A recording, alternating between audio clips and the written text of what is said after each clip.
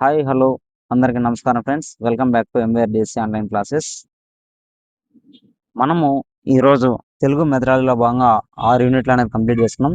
ఈ 7వ యూనిట్ ఏమిటంటే ప్రణాళిక రచన. చాలా ఇంపార్టెంట్ ఫ్రెండ్స్. ఎందుకంటే దీంతో బిట్ లేకుండా అనేది ఉండదు. ఇంట్రడక్షన్ చూద్దాం ఒకసారి. పరిచయం ఏముందో చూడు. పిల్లలకు ఎంత బ్రహ్మాండమైన శక్తి, ఉత్సాహం ఉంటాయో ఊహించడం కష్టం అంటున్నాడు. కరెక్టే కదా. ఈ శక్తి ఈ శక్తి అంతా రకరకాల పనికిమాలిన పనుల్లో, పెద్దవాళ్ళను ప్రతిఘటించడంలో, వృధా కాలక్షేపాల్లో, అవకతవకల్లో, వినోదాల్లో వ్యక్తమవుతూ ఉంటుంది. ఈ శక్తి ప్రవాహాన్ని అవసరమైన కాలువల్లోకి మళ్లించడమే ఉపాధ్యాయుడి యొక్క అసలైన ప్రతిభ అని చెప్తున్నాడు. ఎవరు? వల్లారి అజయుల్ అనే వ్యక్తి ఏం చెప్తున్నాడంటే, పిల్లలకు ఎంత బ్రహ్మాండమైన శక్తి, ఉత్సాహం ఉంటాయో ఊహించడం కష్టం. ఈ శక్తి అంతా రకరకాల పనికిమాలిన పనుల్లో కానీ, పెద్దవాళ్ళను ప్రతిఘటించడంలో కానీ, వృధా కాలక్షేపాల్లో కానీ, అవకతవకల్లో, వినోదాల్లో వ్యాయామవుతూ ఉంటుంది అంటున్నాడు. ఈ శక్తి ప్రవాహాన్ని అవసరమైన కాలువల్లోకి మళ్లించడమే ఉపాధ్యాయుడి యొక్క అసలైన ప్రతిభ అంటున్నాడు. కరెక్ట్ కదా. పిల్లల యొక్క శక్తి, ఉత్సాహం సక్రమమైన మార్గాల్లోకి మళ్లించి విద్యార్థులను తమ యొక్క అవసరాలకు, సామర్థ్యాలకు సాధించేటట్లుగా చేయాలంటే అందుకు ఉపకరించే బోధనాంశాలు, బోధనా పద్ధతులు, వాటికి కేటాయించాల్సిన కాలం, బోధనాభ్యసన సామాగ్రి, మూల్యాంకనం, విద్యార్థులకు కావలసిన ఆహ్లాదకరమైన వాతావరణం, వీటన్నింటినీ సమకూర్చడానికి వనరులు, వాటి సమీకరణ, సదుపాయాలు తదితర అంశాలను క్రమబద్ధంగా అమర్చుకోవాల్సిన అవసరం ఉంది. ఈ క్రమబద్ధ రూపకల్పనే ప్రణాళిక రచన అంటున్నాడు. ప్రణాళిక రచన అంటే ఏమేమి సార్ అంటే, పిల్లల యొక్క శక్తి, ఉత్సాహం సక్రమమైన మార్గంలో మళ్లించి విద్యార్థులకు అవసరమైన సామర్థ్యాలను సాధించేటట్లు చేయాలంటే దానికి ఉపకరించే బోధనాంశాలు కానీ, బోధనా పద్ధతులు కానీ, వాటికి కేటాయించాల్సిన కాలం కానీ, బోధనాభ్యాసన సామాగ్రి కానీ, మూల్యాంకనం కానీ, విద్యార్థులకు కావలసిన ఆహ్లాదకరమైన వాతావరణం కానీ, వీటన్నిటినీ సమకూర్చడానికి వనరులు, వాటి సమీకరణ, సదుపాయాలు తదితర అంశాలను క్రమబద్ధంగా అమర్చుకోవాల్సిన అవసరం ఉంది అంటున్నాడు. ఈ క్రమబద్ధ రూపకల్పనే మనం ఏమని చెప్పుకోవచ్చు? ప్రణాళిక రచనగా మనము చెప్పుకోవచ్చు. చూద్దాం ఒకసారి ఈ ప్రణాళిక రచన గురించి మనం ఏమేముందో దీంతో. ఉపాధ్యాయుడి ప్రతిభ అంతా తాను సాధించాలనుకున్న పనిని సక్రమంగా, నిర్ణీత సమయంలో ఏ ఒడిదుడుగులు లేకుండా పూర్తి చేయడంలోనే ఉంది. కరెక్ట్ కదా.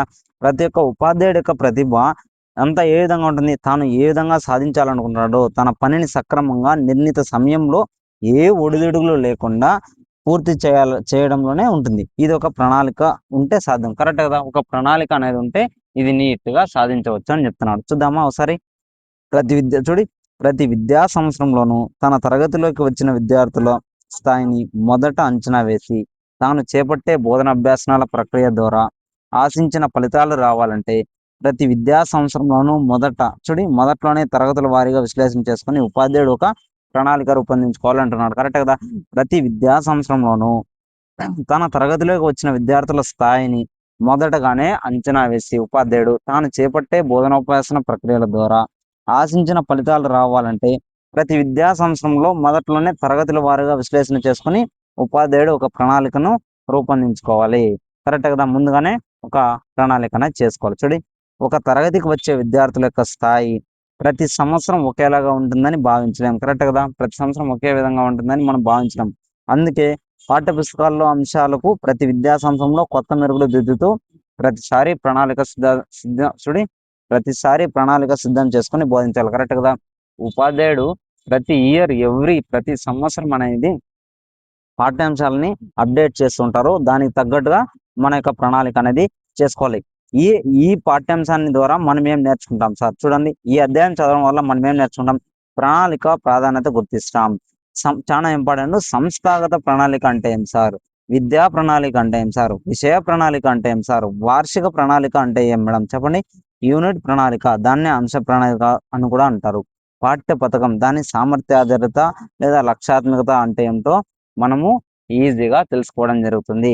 ఈ పాఠ్య పథకాలపై అవగాహన అనేది ప్రతి ఒక్క ఉపాధ్యాయుడు ఖచ్చితంగా యాజ్ ఎ ట్రైనింగ్ టీచర్గా కలిగి ఉండాలి అంటున్నాడు. చూద్దాము ఒకసారి ఏమేముందో. ప్రణాళిక, దాని యొక్క ఆవశ్యకత, దాని యొక్క ప్రయోజనాలు ఏమున్నాయి సార్? చూద్దాం ఒకసారి. ప్రణాళిక, ఆవశ్యకత, దాని యొక్క ప్రయోజనాలు. ఉపాధ్యాయుడు విద్యా సంవత్సరం ప్రారంభంలోనే విద్యార్థులలో ఉన్న స్థాయిని గుర్తెరిగి, ఆ స్థాయిని, సామర్థ్యాలను పెంచి, వివిధ విషయాల్లో వారికి అవగాహన కల్పించి, వారి ప్రవర్తనా విధానాల్లో మార్పు తేవడానికి, తాను ఏర్పరచుకున్న లక్ష్యాలను సాధించడానికి ప్రణాళిక ఏర్పాటు చేసుకోవాలి. కరెక్టే కదా! ఒక ఉపాధ్యాయుడు విద్యా సంవత్సరం ప్రారంభంలోనే విద్యార్థుల్లో ఉన్న స్థాయిని గుర్తెరిగి, అంటే విద్యార్థులు ఏ విధంగా ఉంటారో, వాళ్ళ స్థాయి ఏ విధంగా ఉంటుందని ఆలోచించి, వారి యొక్క స్థాయిని, సామర్థ్యాలను పెంచే వివిధ విషయాల్లో వారికి అవగాహన కల్పించి, వారి యొక్క ప్రవర్తన విధానాల్లో మార్పులు తేవడానికి, తాను ఏర్పరచుకున్న లక్ష్యాలను సాధించడానికి ఒక ప్రణాళిక అనేది ఏర్పాటు చేసుకోవాలి అంటున్నాడు. విద్యాభ్యాస ప్రక్రియలో బోధనా రూపంగాను, అభ్యసన రూపంగాను ఏర్పడే ఇబ్బందులను అధిగమించడానికి కూడా ఒక ప్రణాళిక రచన అనేది అవసరం అంటున్నాడు. కరెక్టే కదా! ఒక విద్యాభ్యాస ప్రక్రియలో బోధనా రూపంలో కానీ, అభ్యసన రూపంలో కానీ ఏర్పడే ఇబ్బందులను అధిగమించడానికి కూడా ఒక ప్రణాళిక అనేది అవసరము. చూద్దాము ఒకసారి. అంతేకాకుండా తన బోధన ఎటువంటి ఫలితాలు ఇచ్చిందో మూల్యాంకనం చేసుకోవడానికి కూడా ఒక ప్రణాళిక తప్పనిసరి. ఏ విధంగా బోధించాలి, పిల్లలకి ఏ విధంగా అర్థం చేసుకోవాలి అని తయారు చేసుకునే ప్రణాళికే కాకుండా, తను చెప్పినది ఎటువంటి ఫలితాలు ఇచ్చిందో కూడా మూల్యాంకనం చేసుకోవడానికి ఒక ప్రణాళిక అనేది ఏర్పాటు చేసుకోవాలంటున్నాడు. ఈ ప్రణాళిక ప్రయోజనాలు ఏమేమి ఉన్నాయి సార్? చూద్దాం ఒకసారి. ప్రణాళిక ప్రయోజనాలు. విద్యా ప్రణాళికల వల్ల చేకూరే ప్రయోజనాలు ఏ విధంగా ఉన్నాయి సార్? చూద్దాం ఒకసారి. సకాలంలో పాఠ్యాంశాల యోగ్యతను బట్టి బోధనా అంశాలను బోధించే అవకాశం ఏర్పడుతుంది. కరెక్టే కదా! సకాలంలో పాఠ్యాంశాల యోగ్యతను బట్టి బోధనా అంశాలను బోధించే అవకాశం ఖచ్చితంగా ఏర్పడుతుంది. లక్ష్యాత్మక విద్యను అందించడం సులువు అవుతుంది. కరెక్టే కదా! లక్ష్యాత్మక విద్యను అందించడం ఈజీ అవుతుంది. అదేవిధంగా బోధన అనేది సులువుగా మారుతుంది. మనం బోధించాల్సిన అంశాలు అనేవి సులువుగా మారడం జరుగుతుంది. బోధనాభ్యాసన ఉపకరణాలను నిర్ణీత సమయంలో సిద్ధం చేసుకోవచ్చు. కరెక్టే కదా! మనకి TLMs ని పాఠ్యాంశానికి సందర్భంగా మనము ఏర్పాటు చేసుకోవడానికి సరిపోతుంది. బోధనాభ్యాసన ప్రక్రియలో వీలును బట్టి మార్పులు, చేర్పులు చేసుకోవచ్చు. కరెక్ట్ కదా! బోధనాభ్యాసన ప్రక్రియలో వీలుని బట్టి మార్పులు, చేర్పులు అనేవి చేసుకోవచ్చు. అభ్యసన ఫలితాలను నిరంతరం మూల్యాంకనం చేసుకోవచ్చు. అభ్యసన ఫలితాలను నిరంతరం మనము మూల్యాంకనం చేసుకోవచ్చు. ఏ మార్గం సాధించామనేసి. నెక్స్ట్ పాఠ్యాంశాల్లో ఆధునికంగా వచ్చిన మార్పులను అవసరమైన చోట నేర్చుకోవడానికి అవకాశం ఏర్పడింది. కరెక్ట్ కదా! పాఠ్యాంశంలో ఆధునికంగా వచ్చిన మార్పులు, అంటే కొత్తగా ఏవైనా మార్పులు వస్తే అవసరమైన చోట వాటిని చేర్చుకోవడానికి వాటిని అవకాశం అనేది ఉంటుంది. కొత్త కొత్త అంశాలను ఎక్కడెక్కడ మనం యాడ్ చేయాలనేసి కొత్తగా ఉంటుంది అన్నమాట. విద్యార్థుల స్థాయిని బట్టి తెలుగు పాఠ్యభాగాల్లోని రచనల్లో అంతరార్థాన్ని వారు అవగాహన చేసుకునేటట్లు చూడవచ్చు. కరెక్ట్ కదా! ఏ విద్యార్థి ఏ స్థాయిలో ఉన్నాడో, విద్యార్థుల యొక్క స్థాయిని బట్టి మన తెలుగు పాఠ్యభాగాల్లోని రచనల్లోని అంతరార్థాన్ని వారు అవగాహన చేసుకునేటట్లు ఈజీగా చేయవచ్చు అంటున్నాడు. చూడవచ్చు. కరెక్ట్ కదా! ప్రణాళిక రకాలు. సార్, ప్రణాళిక రకాలు ఏవే ఉన్నాయి సార్? చూద్దామా. సాధారణంగా ప్రణాళిక అనేది ఎన్ని రకాలు అంటే 6 రకాలు. చాలా ఇంపార్టెంట్. ఎన్ని రకాలు? 6 రకాలుగా ఉంది. 1 సంస్థాగత ప్రణాళిక, విద్యా ప్రణాళిక, విషయ ప్రణాళిక, వార్షిక ప్రణాళిక, యూనిట్ ప్రణాళిక, తర్వాత పాఠ్య పథకం. సంస్థాగత ప్రణాళిక అంటే ఏం సార్? విద్యా ప్రణాళిక అంటే ఏం సార్? విషయ ప్రణాళిక అంటే ఏం సార్? వార్షిక ప్రణాళిక అంటే ఏమి? యూనిట్ ప్రణాళిక అంటే ఏమి? పాఠ్య పథకం అంటే ఏమో ఒకసారి మనము నీట్గా నేర్చుకుందాం. ఓకేనా? సంస్థాగత ప్రణాళిక సార్. చూద్దాం ఒకసారి. సంస్థాగత ప్రణాళిక అంటే చూడండి, బోధనా ప్రణాళికను అందుకు అవసరమైన పరికరాలను అభివృద్ధి చేసుకోవడానికి శిశు మనస్తత్వ శాస్త్ర సూత్రాలు, క్రీడా పద్ధతులు సరిపోతాయని చాలా మంది విద్యావేత్తలు అంటారు. ఈ వాదనను సైకోలోగిజం అని అంటారనమాట. చూడండి, ఏమంటున్నాడంటే విద్యావేత్తలు, బోధనా ప్రణాళికను అందుకు అవసరమైన పరికరాలను అభివృద్ధి చేసుకోవడానికి శిశు మానసత్వ శాస్త్ర సూత్రాలు కానీ, క్రీడా పద్ధతులు సరిపోతాయని చెప్పిన వ్యక్తులు విద్యావేత్తలను గుర్తుపెట్టుకోవాలి. ఓకేనా? కానీ ప్రతి విద్యా సంఘంలో ఒక భాగం. ప్రతి విద్యా సంస్థ సంఘంలో ఒక భాగం. సరేండి, ప్రతి విద్యా సంస్థ అనేది ఒక సంఘంలో భాగం అని చెప్పవచ్చు. సాంఘిక పరిసరాలు విద్యా బోధనను ప్రభావితం చేస్తాయని ఆధునిక విద్యావేత్తలు చెప్తున్నారు. కరెక్టే కదా! సాంఘిక పరిసరాలు అనేవి విద్యా బోధనను ప్రభావితం చేస్తాయని ఆధునిక విద్యావేత్తలు చెప్తున్నారు. ఎస్, కరెక్టే. పౌరులు కూడా ఒక మంచి విద్యా సంస్థలో తమ పిల్లవాడిని చేర్పించి తగిన పరిసరాలు సదుపాయాలు సమకూర్చమని, విద్యార్థి బాగోగులు అన్ని ఆ విద్యా సంస్థ చూసుకుంటుందని విశ్వసిస్తారు. కరెక్టే కదా. ఇప్పుడు ప్రతి పౌరుడు కూడా ఒక మంచి విద్యా సంస్థలో తమ పిల్లవాడు చేర్పించి తగిన పరిసరాలు సదుపాయాలు సమకూర్చామని, విద్యార్థి బాగోగులన్నీ ఆ విద్యా సంస్థలో చూసుకుంటుందని విశ్వసిస్తారు. కరెక్టే కదా. ప్రతి స్కూల్లో మంచి ఎన్విరాన్మెంట్, మంచి ఎడ్యుకేషన్, ఓకేనా, పరిసరాలతో పాటు ఎడ్యుకేషన్ అన్ని వాళ్ళకి సదుపాయాలు, వాళ్ళకి వాళ్ళకి ఏం కావాలో అన్ని ఉన్నాయి అని నిర్ణయించుకున్న తర్వాతనే చేర్పించడం జరుగుతుంది కదా. చూడి అందువల్ల ప్రతి విద్యా సంస్థ విద్యా బోధన విషయంలో ఒక సంస్థాగత ప్రణాళికను వేసుకొని సామాజిక సాంస్కృతిక వాతావరణంలో విద్యార్థుల యొక్క పురోగభివృద్ధికి బాటలు వేయాలి. కరెక్ట్ కదా. ప్రతి విద్యా సంస్థ ఏం చేయాలి, విద్యా బోధనలో ఈ సంస్థాగత ప్రణాళిక అనేది సంస్థాగత ప్రణాళికను వేసుకొని సామాజిక సాంస్కృతిక వాతావరణంలో విద్యార్థుల యొక్క పురోగభివృద్ధికి బాటలు వేయాలి. సమాజం ఆశిస్తున్న విద్యా కార్యక్రమాలు విద్యార్థి సర్వతోముఖాభివృద్ధికి ఆ సంస్థ ఒక రూపా చిత్రం అవ్వాలి. కరెక్ట్ కదా. ఒక సంస్థ అనేది ఒక విద్యార్థి జీవితాన్ని ఏ విధంగా అభివృద్ధి చేయాలి, వారి యొక్క పురోగభివృద్ధి ఏ విధంగా వేయాలి అనేసి ముందుగానే ఒక సంస్థాగత ప్రణాళికను ఏర్పాటు చేసుకోవాలంటున్నాడు. ఈ సంస్థాగత ప్రణాళిక యొక్క ముఖ్య లక్షణాలు ఏవే ఉన్నాయి చూడండి. పాఠశాలకు సమాజానికి మధ్య సన్నిహిత సంబంధం అనేది ఏర్పరచడం. కరెక్ట్ కదా. పాఠశాలకి సమాజానికి మధ్య సన్నిహిత సంబంధం అనేది ఏ విధంగా ఉంటుంది. పాఠశాలకు అవసరమైన ఆర్థిక మానవ వనరులను సేకరించి సద్వినియోగం చేయటం. కరెక్టే కదా. పాఠశాలకు అవసరమైన ఆర్థిక వనరులు ఎకనామికంగా కానీ, అదేవిధంగా శక్తి వనరులను సేకరించి సద్వినియోగం చేయడం. నెక్స్ట్, పాఠశాల నిర్వహణలో ప్రజాస్వామ్య విలువలు పాటించడం. కరెక్ట్ కదా. మన యొక్క పాఠశాల నిర్వహణలో ప్రజాస్వామ్య విలువలు అనేది పాటించాలి. విద్యార్థుల యొక్క ప్రయోజనాల పరిరక్షణ అనేది కూడా చూడాలి అంటున్నాడు. ఈ ప్రణాళిక తయారు చేసేటప్పుడు దృష్టిలో ఉంచుకోవాల్సిన ప్రాధాన్యత అంశాలు ఏవేవి సార్? సంస్థాగత ప్రణాళికను తయారు చేయేటప్పుడు మనము దృష్టిలో ఉంచుకోవాల్సిన ప్రాధాన్యత అంశాలు ఏవే ఉన్నాయో ఒకసారి చూద్దాము. ఓకేనా.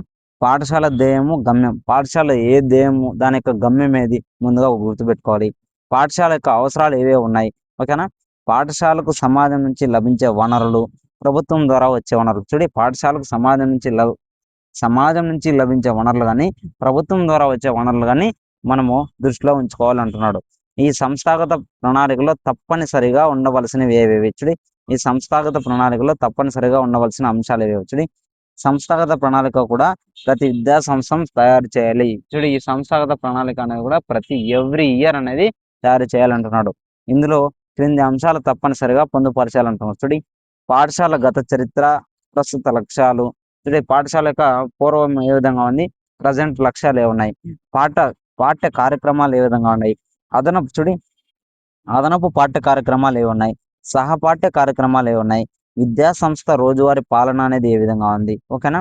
నెక్స్ట్, ఉపాధ్యాయులు ఇతర సిబ్బందితో ప్రస్తుతం ఉన్న ఖాళీలు, మానవ శక్తి వనరుల సమీకరణ వినియోగం. ఉపాధ్యాయులు ఇతర సిబ్బందిలో ప్రస్తుతం ఉన్న ఖాళీలు ఏ విధంగా ఉన్నాయి, మానవ శక్తి వనరులు సమీకరణ వినియోగం. అదేవిధంగా భౌతిక వనరుల పెంపుదల, ఆర్థిక వనరుల సమీకరణ, విద్యార్థుల కోసం సంక్షేమ కార్యక్రమాలు ఏమైనా ఉన్నాయా, సమాజం కోసం పాఠశాల నిర్వహించవలసిన కార్యక్రమాలు ఏవి, ఓకేనా. సమాజ కార్యక్రమాల్లో పాఠశాల పాల్గొనవలసిన సందర్భాలు ఏమైనా ఉన్నాయా, ఓకేనా. ఉపాధ్యాయులకు అవసరమైన వృత్యంతర శిక్షణ, ఓకేనా. వృత్యంతర ఆఫ్టర్ ట్రైనింగ్ టీచర్, ఓకేనా, ట్రైనింగ్ ఇన్ సర్వీస్ ట్రైనింగ్స్, ఓకేనా. సంస్థాగత ప్రణాళిక తయారు చేయడానికి ప్రధాన ఉపాధ్యాయులు, పాఠశాల విద్యా సంఘం, పర్యవేక్షణాధికారులు, విషయ నిపుణుల మధ్య సంప్రదింపులు అవసరం అంటున్నాడు. కరెక్ట్ కదా. పాఠశాల అనేది విద్యా సంఘం. ఈ సంస్థాగత ప్రణాళిక తయారు చేయడానికి ప్రధాన ఉపాధ్యాయుడు కానీ, ఉపాధ్యాయులు, పాఠశాల విద్యా సంఘం, పర్యవేక్షణ అధికారులు, విషయ నిపుణుల మధ్య సంప్రదింపులు ఖచ్చితంగా అవసరం అంటున్నాడు. ఈ సంస్థాగత ప్రణాళికలో పాఠ్య కార్యక్రమాలు, అదనపు సహపాఠ్య కార్యక్రమాలు రూపకల్పన కూడా మనము చూడవచ్చు అంటున్నాడు, పాటించాలి. ఏ నెలలో విద్యా విషయ కృత్యాలు ఏమున్నాయి, క్షేత్ర పర్యటన, ఇతర కార్యక్రమాలు ఏమైనా ఉన్నాయా, నిర్వహించాల్సిన విభాగం బాధ్యతలు, ఎవరెవరికి ఏమేమి చేయాలి, తాత్కాలికంగా నిర్ణయం చేసిన తేదీలు ఏవైనా ఉన్నాయా. నెక్స్ట్ చూడండి, అందుకు అయ్యే ఖర్చు ఏ విధంగా ఉంది అనేసి మనం నీట్గా ప్రిపేర్ చేసుకోవాలి అంటున్నాడు. నెక్స్ట్ సంస్థాగత ప్రణాళికలు తెలుగు భాష సంస్థాగత ప్రణాళికలో తెలుగు భాషా కార్యక్రమాలు కూడా కొంత సమయం కేటాయించాలంటున్నాడు. ఈ సంస్థాగత ప్రణాళికలో తెలుగు భాషా కార్యక్రమాలు కూడా కొంత సమయం అనేది ఇవ్వాలంటున్నాడు. చూడి ఇంపార్టెంట్. యునెస్కో విడుదల చేసిన ప్రపంచ భాషా అట్లాస్ ప్రకారం ప్రస్తుత ప్రపంచ వ్యాప్తంగా 196 భాషలు అంతరించిపోయే దశలో ఉన్నాయి. చూడి యునెస్కో విడుదల చేసిన ప్రపంచ భాషా అట్లాస్ ప్రకారం ప్రస్తుతం ప్రపంచ వ్యాప్తంగా 196 భాషలు అనేవి అంతరించిపోయే దశలో ఉన్నాయి. చూడి అందులో భారతదేశం అనేది అగ్రగామిగా ఉంది. భారతదేశం అనేది ఫస్ట్లో మొదటి స్థానంలో ఉందన్నమాట. ప్రపంచీకరణ నేపథ్యంలో ఆంగ్ల భాష అవసరమని భావిస్తున్న అనేక మంది అక్షరాస్యులు ఈ భాషకు ఎక్కువ ప్రాధాన్యత ఇస్తున్నారు. కరెక్ట్ కదా. ప్రపంచీకరణ నేపథ్యంలో ఆంగ్ల భాష అవసరమని భావిస్తున్న అనేక మంది అక్షరాస్యులు ఈ భాషకు ఎక్కువ ప్రాధాన్యత అనేది ఇస్తున్నారు. కరెక్ట్ కదా. అయితే మాతృభాషను చూడి అపశోన పట్టిన వాడే పరభాషలను తేలిగ్గా నేర్చుకోగలనని చైనా. చూడి మాతృభాషను బాగా నేర్చుకున్న వాడే పరభాషను తేలిగ్గా నేర్చుకోవాలని చైనా. నెక్స్ట్ చైనా, జపాన్ వంటి దేశాలు నిరూపించాయి. చైనా, జపాన్ వంటి దేశాలు ఏం చేశాయంటే మాతృభాషను అపశోన పట్టిన వాడే పరభాషను తేలిగ్గా నేర్చుకోవాలని చెప్పాయన్నమాట. అందువల్ల సంస్థాగత ప్రణాళికలో అదనపు సహపాఠ్య కార్యక్రమాలు సమాజం కోసం నిర్వహించాల్సిన కార్యక్రమాల కింద సూచించిన ప్రత్యేక కార్యక్రమాలు నిర్వహించాలి అంటున్నాడు. చూద్దాం ఒకసారి. తెలుగు భాషా దినోత్సవం చూడి చాలా ఇంపార్టెంట్. డిఎస్సిలో బిట్ ఇది అడిగేశారు ఆల్రెడీ. ఓకేనా. తెలుగు భాషా దినోత్సవం ఆగస్టు 29. గిడుగు రామ్మూర్తి పంతుల యొక్క జననం. గిడుగు రామ్మూర్తి వ్యవహారిక తెలుగు భాషా ఉద్యమానికి శ్రీకారం చుట్టినవాడు. ఎవరి జన్మ దినోత్సవాన్ని మనము తెలుగు భాషా దినోత్సవంగా జరుపుకుంటున్నామండి అంటే గిడుగు రామ్మూర్తి పంతుల యొక్క జన్మ దినోత్సవం. ఎప్పుడు అంటే ఆగస్టు 29వ తేదీ అని గుర్తుపెట్టుకోవాలన్నమాట. ఓకేనా. గిడుగు రామ్మూర్తి వ్యవహారిక తెలుగు భాష చూడి వ్యవహారిక తెలుగు భాషోద్యమానికి శ్రీకారం చుట్టిన వ్యక్తి ఎవరు అంటే ఈయన. అంతర్జాతీయ మాతృభాషా దినోత్సవం ఫిబ్రవరి 21. ఇది కూడా ఇంపార్టెంట్. అంతర్జాతీయ ఇంటర్నేషనల్ లాంగ్వేజ్ డే ఎప్పుడు అంటే ఫిబ్రవరి 21గా గుర్తుపెట్టుకోవాలి మనం. ఓకేనా. అంతర్జాతీయ సంగీత దినోత్సవం అక్టోబర్ 1. అక్టోబర్ 1 అంతర్జాతీయ సంగీత దినోత్సవంగా మనం గుర్తుపెట్టుకోవాలి. ఇంపార్టెంట్. అంతర్జాతీయ అక్షరాస్యత దినోత్సవం సెప్టెంబర్ 8. అంతర్జాతీయ అక్షరాస్యత దినోత్సవం ఎప్పుడు అంటే సెప్టెంబర్ 8. చాలా ఇంపార్టెంట్. ఈ డేట్స్ మనకి డిఎస్సిలో కూడా వచ్చాయి ఫ్రెండ్స్. ఓకేనా. గుర్తుపెట్టుకోవాలి. విద్యార్థులు చూడి విద్యార్థులకు కవితలు, ఉపన్యాసాలు, వ్యాస రచన కార్యక్రమాలు, అంతాక్షరి పోటీలు, పాఠశాల గోడ పత్రిక, వార్షిక పత్రిక, అదేవిధంగా తెలుగు భాషాభిమానం పెంపొందించడానికి నిపుణులతో ఉపన్యాసాలు, చర్చలు, గోష్ఠులు నిర్వహించడం అనేది చేయాలంటున్నాడు. కరెక్ట్ కదా. తెలుగు భాషాభిమానం పెంపొందించడానికి నిపుణులతో ఉపన్యాసాలు ఇప్పించాలి, చర్చలు చేయించాలి, గోష్ఠులు నిర్వహించడం చేయాలంటున్నాడు. నెక్స్ట్ చూడండి ఒకసారి. పిల్లలకు సంబంధించి అన్ని అంశాలను సమగ్రపరిచి వాటి పట్ల గ్రామస్తుల బాధ్యతలను పెంచితే గ్రామ విద్యా కమిటీ, పాఠశాల విద్యా కమిటీ ద్వారా గ్రామస్తుల సహకారం అందుకునే అవకాశం అనేది కలుగుతుంది. కరెక్ట్ కదా. పిల్లలకు సంబంధించి అన్ని అంశాలను సమగ్రపరిచి వాటి పట్ల గ్రామస్తుల బాధ్యతలను పెంచితే గ్రామ విద్యా కమిటీ, పాఠశాల విద్యా కమిటీ ద్వారా గ్రామస్తుల సహకారం అందుకునే అవకాశం అనేది ఉంటుంది. చూడి అయితే పాఠశాల సంస్థాగత ప్రణాళికను, పాఠశాల సాధిస్తున్న అభివృద్ధిని, సమాచార జియోగ్రాఫికల్ ఇన్ఫర్మేషన్ సిస్టమ్ భౌగోళిక సమాచార విధానం ద్వారా కంప్యూటర్లో ఒక వలయ స్థానంలో అంటే ఒక వెబ్సైట్లో ఓకేనా గూగుల్ ఎర్త్ తరహాలో భద్రపరచాలని రాజు విద్యా మిషన్ అంటే సర్వశిక్ష అభియాన్ అనేది సంకల్పించింది అంటున్నాడు. దీనికి గ్లోబల్ పొజిషనింగ్ సిస్టమ్ ఓకేనా జిపిఎస్ భౌగోళిక స్థాన సూచిక విధానం. జిపిఎస్ ని తెలుగులో ఏమంటారు చూడండి. భౌగోళిక స్థాన సూచిక విధానం అంటారు. భౌగోళిక స్థాన సూచిక విధానం. ఈ పరికరాల ద్వారా డిజిటల్ కెమెరాను ఉపయోగించి పాఠశాలలో ఫోటోలతో సహా ఎలక్ట్రానిక్ పటాలను తయారు చేయాలనే వినూత్న కార్యక్రమాన్ని శ్రీకారం చుట్టింది. మనం ఈ డిజిటల్ కెమెరాలను వినియోగించి పాఠశాలలో ఫోటోలతో సహా ఎలక్ట్రానిక్ పటాలను తయారు చేయాలనే వినూత్న కార్యక్రమాన్ని శ్రీకారం చుట్టిందనమాట. మన రాష్ట్రంలో ప్రభుత్వ, ప్రైవేటు, ఉన్నత పాఠశాలలు, మదర్సాలు కలిపి 1,00,000కు పైగా ఉన్నాయి.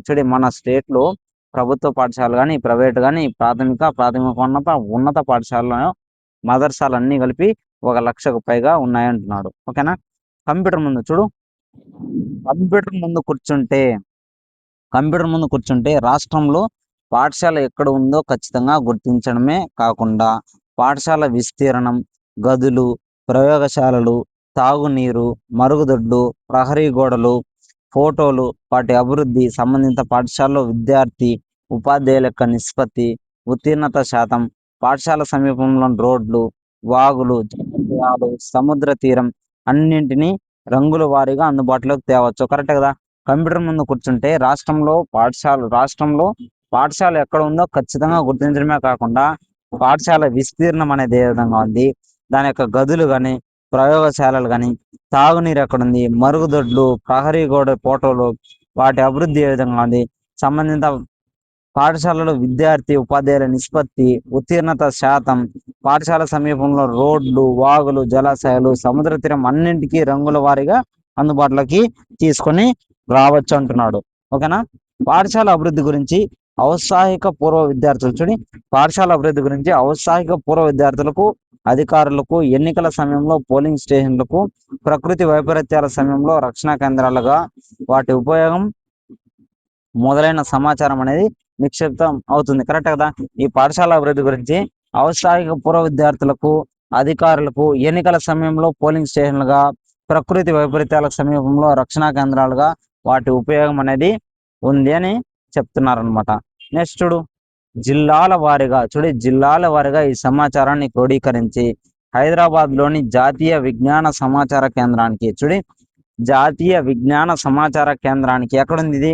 హైదరాబాద్లో ఉందన్నమాట. నేషనల్ ఇన్ఫర్మేషన్ సెంటర్ అనుసంధానించి ఒక సాఫ్ట్వేర్ని తెలుగులో ఏమంటారు, అమూర్త సాధనంగా రూపొందించడం జరుగుతుంది అంటున్నాడు. ఓకేనా. దీన్ని మనం దిగుబడి డౌన్లోడ్ అనేది చేసుకోవచ్చు. 2010 సంవత్సరంలో ఈ కార్యక్రమం పూర్తవుతుందని ప్రభుత్వం భావిస్తున్నది. కరెక్ట్ కదా. ఈ 2010 సంవత్సరానికి ఈ కార్యక్రమం పూర్తవుతుందని గవర్నమెంట్ అనేది భావించిందనమాట. దీనికి కేవలం 50 లక్షల రూపాయలతోనే వ్యయం అవుతుందని ప్రాథమిక అంచనా.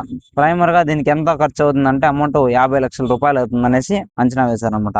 ముందుగా హైదరాబాద్ జిల్లా మ్యాపింగ్ పూర్తి చేసి మిగతా 22 జిల్లాల్లో మ్యాపింగ్ నిర్ణీత కాలంలో పూర్తి చేయాలని సర్వశిక్ష అభియాన్ సంకల్పించింది. ఇది అప్పుడు అనమాట. ఓకేనా. ఈ సంస్థాగత ప్రణాళికలో భాగంగా భాషా సహపాఠ్య కార్యక్రమాలు నిర్వహించుకోవాల్సిన దినోత్సవాలు ఏవి? చాలా ఇంపార్టెంట్. ఒకసారి చూడండి. మనకి మార్చి 8వ తేదీ అంతర్జాతీయ మహిళా దినోత్సవం. చాలా ఇంపార్టెంట్. మార్చి 15 ప్రపంచ వినియోగదారుల దినోత్సవం. తెలుగు భాషని ప్రభుత్వ న్యాయ కార్యకలాపాల్లో విధిగా ఉపయోగించాలని కోరడానికి జరుపుకోవాలి. ప్రపంచ వినియోగదారుల దినోత్సవం మార్చి 15 చాలా ఇంపార్టెంట్. ఈ బిట్స్ అన్ని మనకి ఎగ్జామ్ హాల్లో అడిగేశారు డిఎస్సిలో. మార్చి 8 అంతర్జాతీయ మహిళా దినోత్సవం. మార్చి 27 అంతర్జాతీయ నాటక దినోత్సవం. ఏప్రిల్ 16 వచ్చిన తెలుగు నాటక రంగ దినోత్సవం. ప్రముఖ సాంఘిక సంస్కర్త కందుకూరి వీరేశలింగం జన్మదినోత్సవం ఎప్పుడు అంటే ఏప్రిల్ 16వ తేదీన. ఈ 16వ తేదీన తెలుగు నాటక రంగ దినోత్సవంగా మనం చెప్పుకోవాలి. చాలా ఇంపార్టెంట్. సెప్టెంబర్ 5 ఏది? జాతీయ ఉపాధ్యాయ దినోత్సవం. ఎవరి దినోత్సవం అంటే ఎవరి జన్మదినోత్సవంగా మనము జరుపుకుంటున్నామంటే సర్వేపల్లి రాధాకృష్ణన్ యొక్క జన్మదినోత్సవం సందర్భంగా సెప్టెంబర్ 5వ తేదీన జాతీయ ఉపాధ్యాయ దినోత్సవం జరుపుకుంటున్నాం. సెప్టెంబర్ 8 అంతర్జాతీయ అక్షరాస్యత దినోత్సవం. మనం ఇంచేపు కూడా చెప్పుకున్నాం. అక్టోబర్ 5 ప్రపంచ ఉపాధ్యాయ దినోత్సవం. మనకి అక్టోబర్లో డిఎస్సి అంటున్నాడు కదా, కాబట్టి గుర్తుపెట్టుకోండి. ఇవన్నీ చాలా ఇంపార్టెంట్, గుర్తుపెట్టుకోవాలి. ఓకేనా. నెక్స్ట్ నవంబర్ 14 బాలల దినోత్సవం. దీనిని భారత ప్రథమ ప్రధాని అయిన జవహర్లాల్ నెహ్రూ యొక్క జన్మదినోత్సవాన్ని నవంబర్ 14 ఏం జరుపుకుంటున్నాం? బాలల దినోత్సవంగా జరుపుకోవడం అనేది జరుగుతుంది అనమాట. ఓకేనా. చాలా ఇంపార్టెంట్. నెక్స్ట్ ప్రాజెక్టు ప్రణాళిక.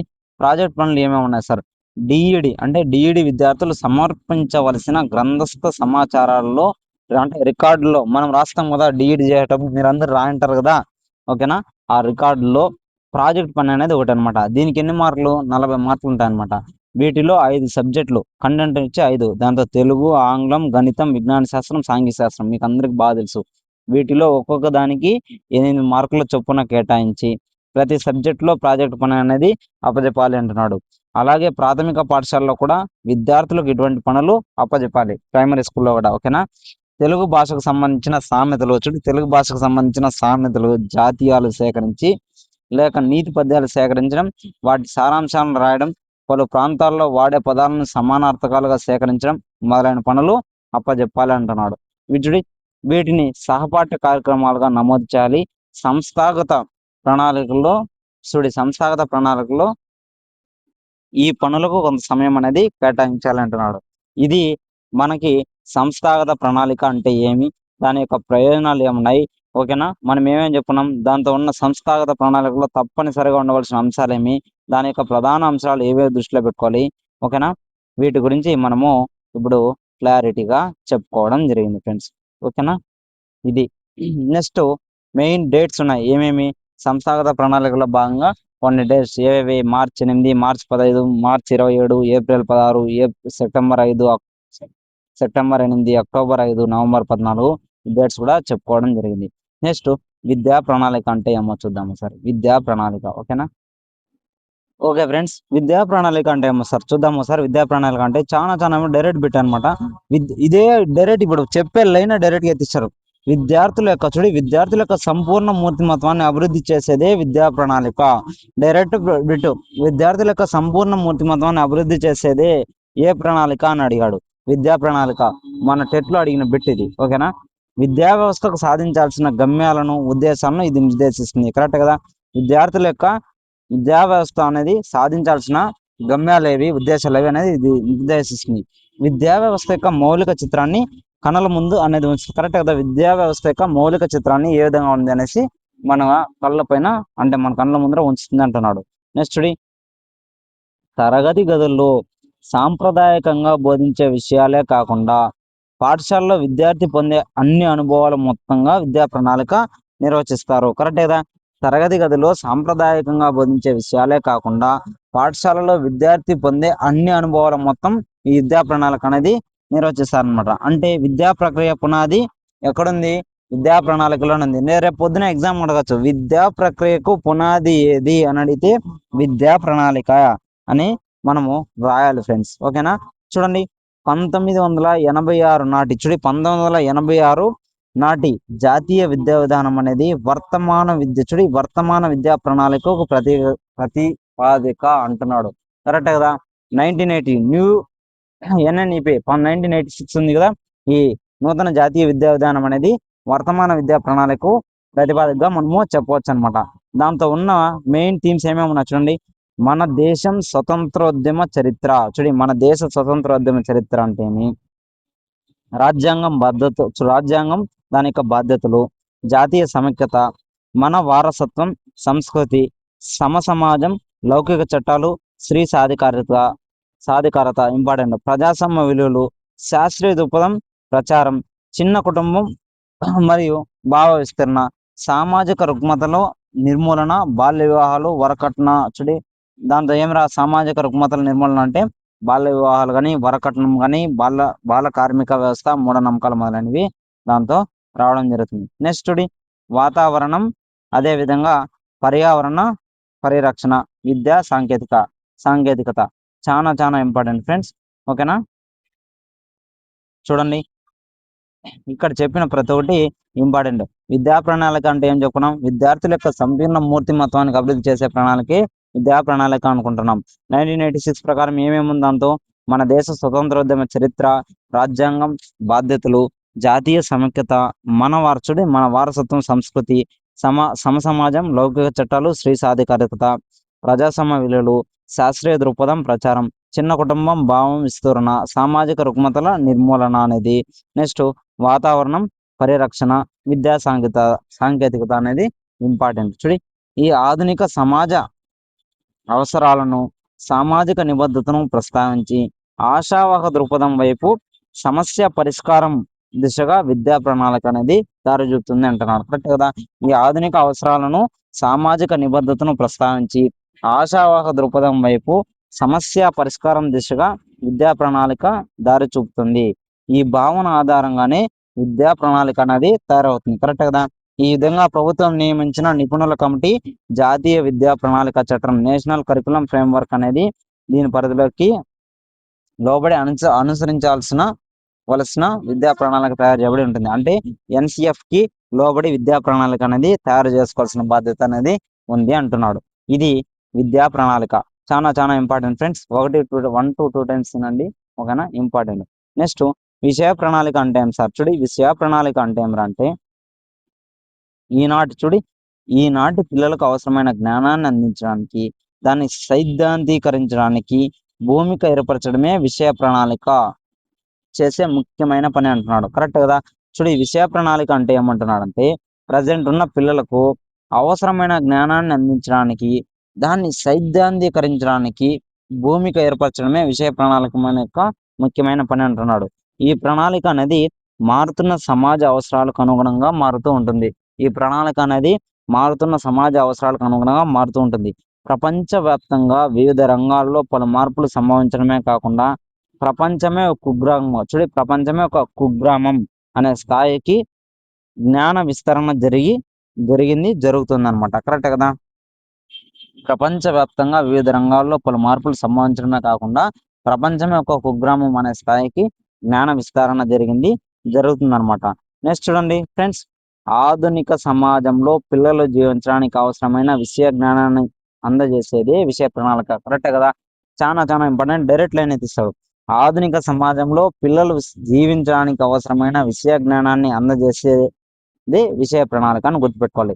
చూడండి, విద్య ఉమ్మడి జాబితాలో ఉంది కాబట్టి కేంద్ర పాఠశాలలో, రాష్ట్ర పాఠశాలలో విషయ ప్రణాళికను రూపొందించేటప్పుడు ప్రత్యేకంగా పాఠ్య ప్రణాళిక నిర్మాణ సంఘాలను కేంద్ర రాష్ట్ర ప్రభుత్వాలు ఏర్పాటు చేస్తాయి. చూడి, ఈ విద్య అనేది ఉమ్మడి జాబితాలో ఉంది కాబట్టి కేంద్ర పాఠశాలలో, రాష్ట్ర పాఠశాలలో విషయ ప్రణాళిక రూపొందించేటప్పుడు ప్రత్యేకంగా పాఠ్య ప్రణాళిక అనేది నిర్మాణ సంఘాలను కేంద్ర రాష్ట్ర ప్రభుత్వాలు అనేది ఏర్పాటు చేస్తాయి అంటున్నాడు. ఓకేనా. చూడి, కేంద్ర ప్రభుత్వ పాఠశాలలో జాతీయ విద్యా పరిశోధన శిక్షణ సంస్థ ఎన్సిఆర్టి, అదే రాష్ట్ర ప్రభుత్వ పాఠశాలలో రాష్ట్ర విద్యా పరిశోధన శిక్షణ సంస్థ ఎస్సిఆర్టి జోక్యంతో పాఠ్య ప్రణాళిక నిర్మాణ సంఘాలను ఏర్పాటు చేస్తాయి. కరెక్టే కదా. ఇప్పుడు సెంట్రల్ అయితే ఏమి ఎన్సిఆర్టి వస్తుంది, స్టేట్ అయితే ఏమి ఎస్సిఆర్టి అనేది వస్తుంది. ఈ సంఘాలు ఏ అంశాలని ప్రస్తావిస్తాయో చూడండి ఒకసారి. ప్రస్తుత పరిస్థితుల్లో విద్యార్థులకు ఏది బోధన యోగ్యమైంది, ప్రజెంట్ ఉన్న పిల్లలకి ఏది అవసరము, ఓకేనా, ఏ విషయాన్ని ఎంతవరకు ఎలా బోధించాలి, ఏ కంటెంట్ని ఎంతవరకు, ఏ విషయాన్ని ఎంతవరకు బోధించాలి, ప్రస్తుత విద్యావకాశాల వ్యాప్తికి ఏ స్థితిలో ఉంది, ప్రస్తుత విద్యా వ్యవస్థకు ఏ స్థితిలో ఉంది అనేసి, ఓకేనా. నెక్స్ట్ చూడు, పాఠ్య ప్రణాళిక సంఘాలు. పాఠ్య ప్రణాళిక సంఘాలు విద్యావేత్తలతో, విద్యాశాఖ అధికారులతో, సంబంధిత ఉపాధ్యాయులతో, విద్యారంగంలో ఆసక్తి ఉన్న స్వచ్ఛంద సంస్థలు, ప్రముఖులతో విస్తృత స్థాయి చర్చలు నిర్వహిస్తాయి. ఆపై ముసాయిదా ప్రణాళికలు తయారై సమీక్ష జరుగుతుంది. పాఠ్య ప్రణాళిక సంఘాలు అనేది విద్యావేత్తలతో, విద్యాశాఖ అధికారులతో, సంబంధిత ఉపాధ్యాయులతో, విద్యారంగంలో ఆసక్తి ఉన్న స్వచ్ఛంద సంస్థల ప్రముఖులతో విస్తృత స్థాయి చర్చలు అనేది నిర్వహిస్తారు. ఆపై ముసాయిదా ప్రణాళిక తయారై సమీక్ష అనేది జరుగుతుంది. ఓకేనా. నెక్స్ట్ చూడండి ఒకసారి, ప్రతి పాఠ్య పుస్తకానికి రచయితలు, సంపాదకులు, రాష్ట్ర ప్రభుత్వ పాఠ్య పుస్తకాలు విభాగం అనేది నిర్వహిస్తుంది. ప్రతి పాఠ్య పుస్తకానికి రచయితలు ఎవరు, సంపాదకులు ఎవరు, రాష్ట్ర ప్రభుత్వ పాఠ్య పుస్తకాల విభాగం అనేది నిర్ణయించడం జరుగుతుంది అనమాట. దీనికి ఈ చర్చలు, ఉపచర్చలు, విశ్లేషణలు, సమీక్షల తర్వాత పాఠ్యాంశాలు అనేవి స్థిరీకృతం అవుతాయి. కరెక్ట్ కదా. ఈ చర్చలు, ఉపచర్చలు, విశ్లేషణలు, సమీక్షల తర్వాత అన్ని అయిన తర్వాత పాఠ్యాంశాలు స్థిరీకృతం అవుతాయి. మళ్ళీ ఇవి రావడం అనేది జరుగుతుంది అనమాట. ఈ పాఠ్యాంశాలను కేంద్రం కానీ రాష్ట్ర ప్రభుత్వాలు తమ ప్రభుత్వ సంస్థల ద్వారా లేదా ఇతర మార్గాల ద్వారా ముద్రించడం జరుగుతుంది. కరెక్ట్ కదా. ఇలా తయారైన వాటిని మన కేంద్ర రాష్ట్ర ప్రభుత్వాలు తమ యొక్క ప్రభుత్వ సంస్థల ద్వారా లేదా ఇతర మార్గాల ద్వారా ముద్రించడం జరుగుతుంది. ఈ ఈ పాఠ్య పుస్తకాలు తగిన సంఖ్యలో ముద్రించలేకపోయినప్పుడు ప్రభుత్వ సంస్థలు, ప్రైవేట్ సంస్థలు కూడా ఈ అవకాశం కల్పించవచ్చు. కరెక్టే కదా! ఈ పాఠ్య పుస్తకాలను తగిన సంఖ్యలో ముద్రించలేకపోయినప్పుడు ప్రభుత్వ సంస్థలు, ప్రైవేట్ సంస్థలు కూడా ఈ అవకాశం అనేది ఇవ్వడం జరుగుతుందన్నమాట. తర్వాత ప్రభుత్వ ఏజెన్సీల ద్వారా విద్యాలయాలకు పాఠ్య పుస్తకాల సరఫరా అనేది జరుగుతుంది. కరెక్టే కదా! తర్వాత ప్రభుత్వ ఏజెన్సీ ద్వారా మన అన్ని స్కూల్స్‌కి ఈ పాఠ్య పుస్తకాలు అనేది సరఫరా జరుగుతుంది. చూడండి, విద్యా ప్రణాళికలో సూచించిన మూల భావనకు విఘాతం కలగకుండా ఆయా భావనలను పెంపొందించే విధంగా పాఠ్యాంశాలనే తయారవుతాయి. కరెక్ట్ కదా!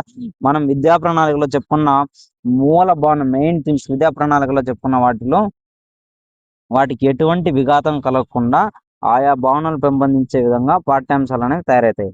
అలాగే ఏ ఏ విషయాలు పాఠశాల స్థాయిలో అవసరమో ఆయా విషయాలను పాఠశాలలో బోధించే విధంగా విషయ ప్రణాళిక అనేది తయారవుతుంది. కరెక్ట్ కదా!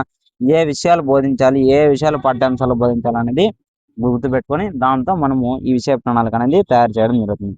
చూడండి, విషయ ప్రణాళికలో దృష్టిలో ఉంచుకోవాల్సిన అంశాలు ఏవి సార్? విషయ ప్రణాళికలో దృష్టిలో ఉంచుకోవాల్సిన అంశాలు చూడండి, విద్యా ప్రణాళికలోని మూల భావనలు, విద్యా గమ్యాలు, ఉద్దేశాలు, లక్ష్యాలు, అదేవిధంగా సామాజిక అవసరాలు, దృక్పథాలు, మన దేశంలో గల విద్యా తాత్విక ఆలోచనలు, అందుబాటులో ఉన్న వనరులను దృష్టిలో పెట్టుకొని మనం విషయ ప్రణాళిక అనేది తయారు చేయాలి. కరెక్ట్ కదా! విషయ ప్రణాళికని తయారీలో దృష్టిలో ఉంచుకోవాల్సిన అంశాలేమి? విద్యా ప్రణాళిక యొక్క మూల భావనలు, మెయిన్ థీమ్ మనం చెప్పుకున్నాం కదా విద్యా ప్రణాళికలో, అవి గుర్తుపెట్టుకోవాలి. విద్యా గమ్యాలు ఏవి, దాని యొక్క ఉద్దేశాలు, లక్ష్యాలను గుర్తుపెట్టుకోవాలి. సామాజిక అవసరాలు, దృక్పథాలు అనేవి గుర్తుపెట్టుకోవాలి. మన దేశంలో గల విద్యా తాత్విక ఆలోచనలు ఏ విధంగా ఉన్నాయి వాటిని గుర్తుపెట్టుకోవాలి. అందుబాటులో ఉన్న వనరులను కూడా మనము దృష్టిలో పెట్టుకోవాలి అంటున్నాడు. ఓకేనా? ఇది మనకి విషయ ప్రణాళికకు సంబంధించిన మెయిన్ మ్యాటర్ అనమాట. ఓకేనా? ఆల్రెడీ మనము విద్యా ప్రణాళిక చెప్పుకున్నాం, దాంతోపాటు విషయ ప్రణాళిక కూడా చెప్పుకున్నాం. ఓకేనా ఫ్రెండ్స్? ఇంపార్టెంట్. నెక్స్ట్, వార్షిక ప్రణాళిక అంటే ఏం సార్? చూడండి, వార్షిక ప్రణాళిక. ఓకేనా? ఇంపార్టెంట్, చాలా ఇంపార్టెంట్.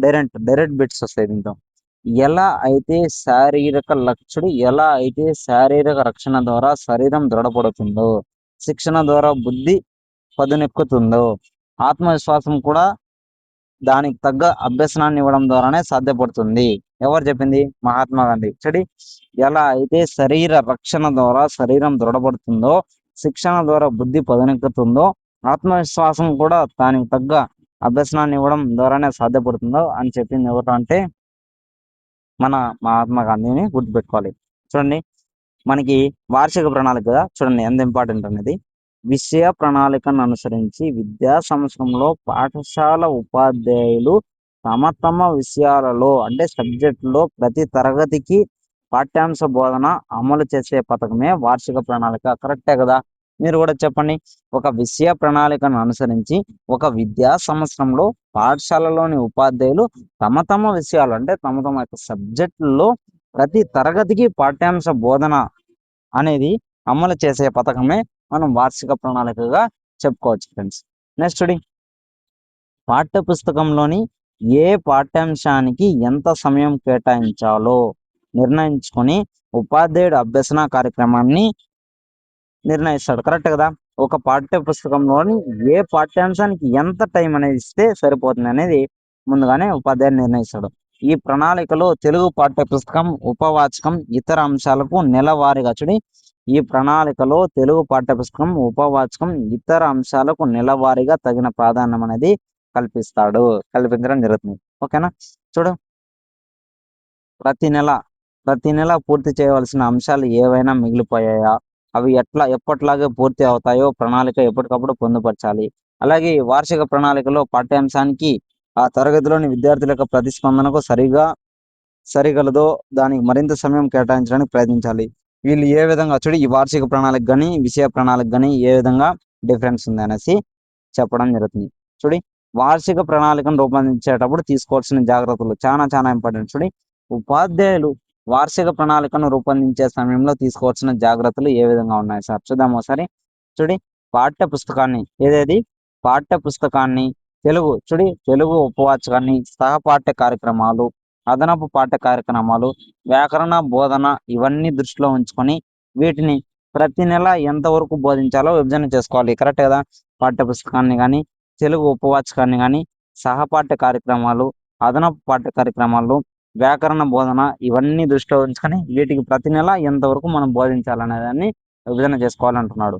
చూడి పాఠశాల ఒక విద్యా సంవత్సరంలో కనీసం 220 రోజులు పనిచేసే క్రమంలో పాఠశాల సెలవు దినాలతో పాటు అనివార్యంగా తాను పెట్టే సెలవులను, స్థానిక సెలవులను ఉపాధ్యాయుడు పరిగణలోకి తీసుకోవాలి. చాలా చాలా ఇంపార్టెంట్. పాఠశాల ఒక విద్యా సంవత్సరంలో కనీసం ఎన్ని దినాలు? 225 దినాలు పనిచేయాలన్నమాట. దాంతో పాటు మన ఉపాధ్యాయుడు సెపరేట్‌గా తీసుకునే సెలవులు ఏమన్నా ఉన్నాయా? స్థానిక సెలవులు, లోకల్ హాలిడేస్ ఏమన్నా ఉన్నాయా? ఇవన్నీ మనము పరిగణలోకి తీసుకోవాలంటున్నాడు. విద్యార్థులకు కష్టంగా అనిపించే పాఠ్యాంశాలకు ఎక్కువ సమయం కేటాయించాలి. కరెక్టే కదా! ఏదైనా కాన్సెప్ట్ అనేది కష్టంగా ఉందంటే దానికి ఎక్కువ టైం తీసుకొని నీట్‌గా నేర్చుకోవాలన్నమాట. ఈ వార్షిక ప్రణాళిక రూపొందించే ముందు గత తరగతిలోని చూడండి ఫ్రెండ్స్, ఈ వార్షిక ప్రణాళిక రూపొందించే ముందు గత తరగతిలోని భావనలను, అదేవిధంగా సంకల్పాలు అన్నీ విద్యార్థి అందుకున్నాడా లేదా పరిశీలించాలి. కరెక్టే కదా! ముందు సంవత్సరంలో మనం చెప్పిన వాటిని విద్యార్థి చేరుకున్నాడా లేదా అని మనం పరీక్షించాలి. ఒకవేళ అందుకోలేకపోతే కొంత సమయం వాటి పునఃసమీక్ష అనేది కేటాయించాలి. ఒకవేళ విద్యార్థి నేర్చుకోకపోతే వాటిని అందుకోకపోతే మనం వాటిని పునఃసమీక్ష చేయాలి. ఎగ్జాంపుల్ ఏమి చూడండి, 1, 2 తరగతుల్లోని అక్షరాలు పట్టుబడకపోతే రెండవ తరగతిలో కొంత సమయం కేటాయించక తప్పదు. కరెక్టే కదా! 1, 2 తరగతులు నేర్చుకోకపోతే అంశాన్ని ఖచ్చితంగా మళ్ళీ నేర్చుకోవడానికి టైం అనేది ఇవ్వాలి. చూడి ఆ సంవత్సరం ప్రభుత్వ ఉపాధ్యాయులు కేటాయించే ఇతర విధులు, ఎన్నికల విధులు, జనాభా సేకరణ విధులు ఏవైనా ఉన్నాయో గమనించాలి. చూడి ఆ సంవత్సరంలో ఏవైనా మనకి ఎన్నికల విధులు గాని, జనాభా సేకరణ గాని, ఉపాధ్యాయులకి ఏమన్నా వర్క్స్ ఉంటాయి కదా! ఇతర వర్క్స్ అవన్నీ కూడా గమనించుకోవాలన్నమాట.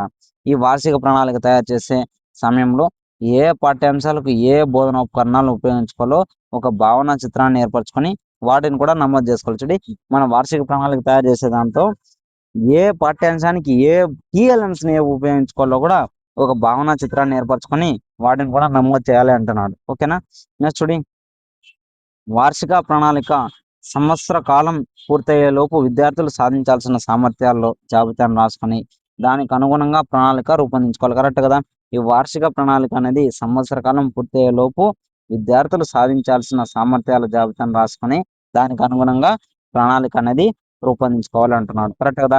మనకి చూడండి ఈ నమూనా వార్షిక ప్రణాళిక అనేది తెలుగు పుస్తకానికి అంటే మన తెలుగు సబ్జెక్ట్‌కి ఏ విధంగా ఉంటుంది అనేసి ఎగ్జాంపుల్ ఇచ్చాడు. పూర్తి చేయవలసిన నెల ఏది? పాఠం పేరేమి? సాధించవలసిన సామర్థ్యాలు, కేటాయించాల్సిన పీరియడ్‌లు, క్షేత్ర పర్యటనలు, ప్రాజెక్ట్ పనులు ఏమైనా ఉన్నాయా? బోధనోపకరణాలు ఏమైనా ఉన్నాయా? టీఎల్ఎమ్స్ ఓకేనా? పూర్తి అయిందా లేదా? కాకపోతే ఎందుకు కాలేదు కారణాలు? ఉపాధ్యాయుడికి సంతకం, రిమార్క్స్ ఏమైనా ఉన్నాయా? ప్రధాన ఉపాధ్యాయుడికి సంతకం, ఔపరిచిక బోధన ఓకేనా? రీమెడికల్ టీచింగ్ అవసరమైతే, ఔపరిచిక బోధనకు అవసరమైన పీరియడ్‌లు ఇవి. ఇవి మన వార్షిక ప్రణాళిక నమూనా. ఓకేనా? నెక్స్ట్ చూడండి ఈ అంశాలను దృష్టిలో పెట్టుకొని సిద్ధం చేసిన వార్షిక ప్రణాళికను ఉపాధ్యాయుడు బోధనా మార్గదర్శకమై ఆశించిన ఫలితాలకు శోధన అనేది తోడ్పడడం జరుగుతుంది. ఓకేనా? దానికి 260 నుండి 273 వరకు చూడండి అంటున్నాడు. 5వ తరగతి పూర్తయ్యేసరికి విద్యార్థులు సాధించాల్సిన భాషా నైపుణ్యాలు ఏవి? వినడంలో ఏమంటున్నాడు? వినడం అంటే వింటున్న విషయాన్ని అవధానంతో వినడం, అవగాహనతో వినడం, విన్న విషయాన్ని జ్ఞాపకంలో ఉంచుకోవడం, చెప్పిన వరుసలో జ్ఞాపకం ఉంచుకోవడం, విన్నంతసేపు మాట్లాడకపోవడం, అదేవిధంగా విషయం సంపూర్ణంగా వినడం, వక్త యథార్థ భావనను గ్రహించడం, తప్పుగా అర్థం చేసుకోకపోవడం అనేది వినడంలో గ్రహించాలన్నమాట. మాట్లాడడంలో ఏం తెలుసుకోవాలి? 5వ తరగతిలో చూడండి తనను తాను పరిచయం చేసుకోవడం, సమాచారం సరైన రీతిలో అడిగి తెలుసుకోవడం, నెక్స్ట్ ప్రియంగా సంభాషించడం, వ్యాఖ్యానం చెప్పడం, వర్ణించడం, ఎదుటివాడి భావాన్ని విశదీకరించడం, చర్చించడం, చిత్రాలను విశ్లేషించడం కానీ, సందర్శించిన ప్రాంతాల గురించి చెప్పడం కానీ, తగు కంఠస్వరంతో కథను చెప్పడం, సొంత మాటల్లో కథను ఊహించి చెప్పడం, ఒక విషయాన్ని గురించి ఒకరు మాట్లాడిన అంశాన్ని సొంత అభిప్రాయంతో జోడించడం, ముఖాభినయం నాటకీకరణ చేయడం, ఉపన్యాసించడం అనేది మాట్లాడడం ద్వారా తెలుసుకుంటారనమాట. నెక్స్ట్ చదవడం ద్వారా చదవడం ద్వారా అంటే చదివింది అవగాహన చేసుకుంటాడు. ఒక పేరా చదివి తప్పులను గుర్తిస్తాడు. అదేవిధంగా ప్రశ్నలు తయారు చేయడం, సరైన జవాబులు రాయడం, పద్యాలు, గేయాలు, కథలు, వార్తాపత్రికలు చదివి అర్థం చేసుకోవడం. కరెక్టే కదా! పద్యాలు కానీ, గేయాలు కానీ, కథలు కానీ, వార్తాపత్రికలు కానీ చదివి అర్థం చేసుకోవడం. రాయడం అంటావా? రాయడం అంటే ఏమి? ప్రశ్నలకు జవాబులు రాయడం, కారణాలు రాయడం, సారాంశం, దరఖాస్తులు, ఉత్తరాలు రాయడం, విశ్లేషణ పూరితంగా రాయడం, పట్టికలు రాయడం, నమోదు చేయడం, సొంతంగా కథ, సంభాషణ సంభాషణలు కానీ, వ్యాసం కానీ రాయడం కానీ, ఊహాత్మకంగా అదేవిధంగా ఊహాత్మకంగా రాయడం, వ్యాసాన్ని సంభాషణ రూపంలోకి, నాటకాన్ని కథా రూపంలోకి, కథను నాటిక రూపంలోకి మార్చడం, ఇవన్నీ రాయడం ద్వారా 5వ తరగతి విద్యార్థి అనేది తెలుసుకోవడం జరుగుతుంది. ప్రశ్నలు జవాబులు రాయడం కానీ, కారణాలు రాయడం, సారాంశం కానీ, దరఖాస్తులు కానీ, ఉత్తరాలు, విశ్లేషణ ఇవన్నీ రాయడం జరుగుతుంది. మనకి ఈడ నమూనా వార్షిక ప్రణాళిక అనేది 5వ తరగతికి ఏ విధంగా ఉంటుందనేసి ఇక్కడ ఇచ్చారు. ఇది మనకేం అవసరం లేదు. ఓకేనా, ఇది ఆల్రెడీ మనకి ఎగ్జామ్ పాయింట్ ఆఫ్ వ్యూలో ఇదేం రాదు. మనకి మెయిన్ మ్యాటరే వస్తుంది, గుర్తుపెట్టుకోవాలి. ఓకేనా, నెక్స్ట్ యూనిట్ ప్రణాళిక అంటే ఏం సార్? చూడండి, యూనిట్ ప్రణాళిక అంటే ఏమో ఒకసారి మనము చెప్పుకోవడానికి ట్రై చేద్దాం ఫ్రెండ్స్. ఓకేనా, యూనిట్ ప్రణాళిక ఇంపార్టెంట్. చూడండి, భాషా బోధనలో పాఠ్య పుస్తకంలోని పాఠ్యాంశాలన్నీ ఏ పాఠానికి అవి విలక్షణంగా ఉంటాయి. కరెక్ట్ కదా? మన యూనిట్ ప్రణాళికలో చూడి, భాషా బోధనలో పాఠ్య పుస్తకంలోని పాఠ్యాంశాలన్నీ ఏ పాఠానికి అవే విలక్షణంగా ఉంటాయన్నమాట. ఓకేనా, ఒక పాఠానికి మరొక పాఠానికి మధ్య భావ సారూప్యత ఉండదు. కరెక్ట్ కదా? ఒక పాఠానికి మరొక పాఠానికి మధ్య భావ సారూప్యత అనేది ఉండదు. గణితం, సైన్స్ లాంటి విషయాలకు ఈ లక్షణం అనేది వర్తించదు.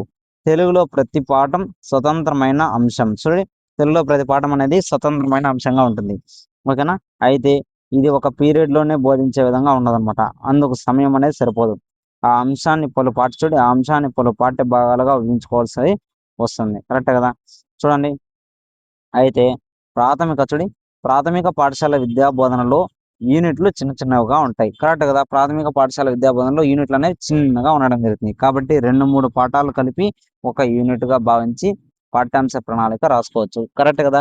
2-3 చిన్న అంటే ప్రైమరీ దాంతో పాఠ్యాంశాలు అనేవి చిన్నగా ఉంటాయి. కాబట్టి 2-3 తరగతుల్లో అంటే 2-3 పాఠ్యాంశాలను కలిపి ఒక యూనిట్ గా మనం భావించవచ్చు అన్నమాట. ఈ యూనిట్ పథకం రాసుకునేటప్పుడు బాలికలకు అందవలసిన సామర్థ్యాలు ఏవి, భాషా నైపుణ్యాలను గమనంలో ఉండాలి. వాళ్ళకి బాలికలకు కావాల్సిన సామర్థ్యాలు ఏవి, అదేవిధంగా భాషా నైపుణ్యాలు కూడా ఉండాలి అంటున్నాడు. చూడండి, పాఠ్యాంశాలకు తగిన కృత్యాలు, ప్రాజెక్ట్ పనులు, క్షేత్ర పనులు ఏవే ఉండాలో కూడా నమోదు చేయాలంటున్నాడు. ఎగ్జాంపుల్ చూడండి, యూనిట్ ప్రణాళిక అనేది ఇక్కడ వచ్చారు మనకి. ఓకేనా, 5వ తరగతి సంబంధించారు.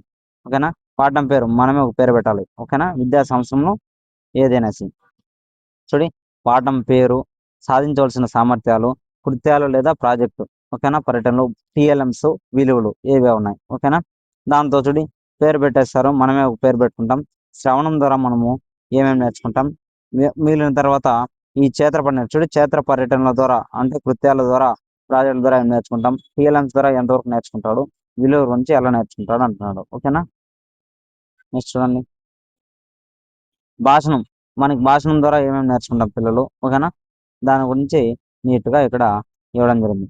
చదవడం ద్వారా, ఓకేనా, భాషణం ద్వారా, చదవడం ద్వారా, రాయడం ద్వారా ఏమేమి నేర్చుకుంటారు మనము ఈజీగా నేర్చుకుంటాం. అదైతే మనకి ఇంపార్టెంట్ ఏమిటో యూనిట్ ప్రణాళిక అంటే ఏమి, అది మెయిన్ ఇంపార్టెంట్ మనకి. ఓకేనా, ఎగ్జాంపుల్ మనకి ఏం అవసరం లేదు. చూడండి, పాఠ్య పథకం లేదా పాఠ్య ప్రణాళిక సామర్థ్యాధారిత లక్ష్యాత్మక నమూనా అంటే ఏం సార్? ఓకేనా, చూద్దాం ఒకసారి. ఇంపార్టెంట్ ఇది. మన గొప్ప గొప్ప పాఠశాలలకు ఉండే గొప్ప లోపం ఏమిటంటే అవి పరిసర సమాజాన్ని జ్ఞానార్జన వనరుగా ఉపయోగించడానికి ససేమీరా సిద్ధపడవు. ఇంపార్టెంట్. చూడండి, ఏమంటున్నాడంటే మన గొప్ప పాఠశాలలకు ఉండే గొప్ప లోపం ఏమిటంటే అవి పరిసర సమాజాన్ని జ్ఞానార్జన వనరుగా ఉపయోగించడానికి ససేమీరా సిద్ధపడవు. ఇలా చేస్తే తమ చుట్టూ కంచె వేసుకున్న తమ సొంత ప్రపంచాన్ని నిర్మించుకునే ప్రయత్నానికి భంగం వాటిల్లుతుందని వాటి భయం. చూడు, ఏమంటున్నాడంటే మనం అలా పరిసరాల్లో ఉండే జ్ఞానాన్ని కూడా మనం జ్ఞాన వనరుగా ఉపయోగించామంటే ఇలా చేస్తే తమ చుట్టూ కంచె వేసుకున్న తమ సొంత ప్రపంచాన్ని నిర్మించుకునేది. ఓకేనా, తమ సొంత ప్రపంచాన్ని నిర్మించుకునే ప్రయత్నానికి భంగం కలుగుతుందని చెప్తున్నాడు. ఓకేనా, చెప్పింది ఎవరంటే ప్రొఫెసర్ కృష్ణకుమార్, ఎన్సిఆర్టి డైరెక్టర్ అనమాట. ఎన్సిఆర్టి డైరెక్టర్ ఎవరంటే ప్రొఫెసర్ కృష్ణకుమార్, గుర్తుపెట్టుకోండి. ఓకేనా, ఏ ఉపాధ్యాయుడైనా దేని గురించి చెప్పుకుంటున్నాం మనం ఫ్రెండ్స్? పాఠ్య పథకం లేదా పాఠ్య ప్రణాళిక గురించి చెప్తున్నాం. చాలా ఇంపార్టెంట్. ఏ ఉపాధ్యాయుడైనా ఎన్నేళ్ళ అనుభవం ఉన్నా ఉన్నప్పటికీ ఎటువంటి సంసిద్ధత లేకుండా బాలబాలికలకు పాఠం చెప్పడానికి ఉపక్రమించడం ఒక విధంగా నేరం అంటున్నాడు. చూడు, ఏ ఉపాధ్యాయుడైనా సరే ఎన్నేళ్ళ అనుభవం ఉన్నప్పటికీ ఎటువంటి సంసిద్ధత లేకుండా బాలబాలికలకు పాఠం చెప్పడానికి ఉపక్రమించడం ఒక విధంగా నేరం అంటారు. అలా చేయడం ద్వారా విద్యార్థులకే కాదు తనకు కూడా అపకారం చేసుకుంటున్నాడు అని అర్థం.